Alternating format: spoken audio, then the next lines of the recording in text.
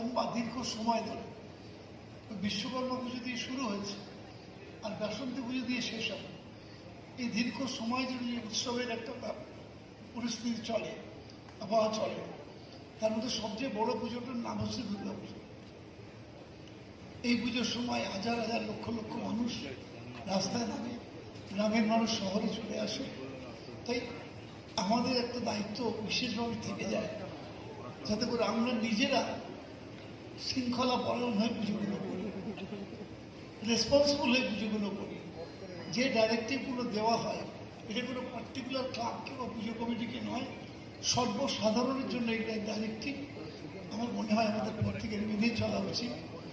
ক্লাবগুলো তো খুশি আছেন, মুখ্যমন্ত্রী তাদের সহযোগিতা করেছেন, সেই মিটিংয়ে আমি ছিলাম। কোন রাজনীতি সাহেব বললেন সেগুলো যেন আমরা একটু মেনে চলার চেষ্টা করি।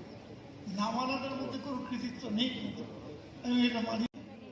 মেনে এটাকে সফল করার মধ্যেই আমাদের কৃতিত্ব আছে, সেটুকু মনে করিয়ে দিতে চাই আপনাদের সকলকে। আমরা থাকবো, সবাই আপনাদের সঙ্গেই থাকবো, আপনাদের পাশে থাকবো, এবং যাতে করে আমরা আমাদের এই কমিশনের আন্ডারে যারা আমরা আছি, যে অঞ্চলটুকু আছে, সব জায়গায় তারা নিজেরা দেখবেন।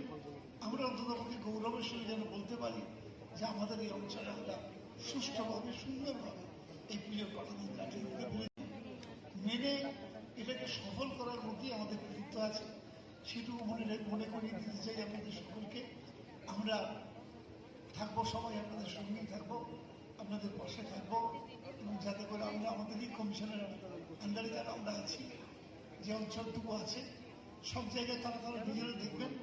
আমরা অন্তত আমাকে গৌরবের সঙ্গে যেন বলতে পারি যে আমাদের এই অঞ্চলে আমরা সুষ্ঠুভাবে সুন্দরভাবে এই পুজোর কটা দিন কাটিয়ে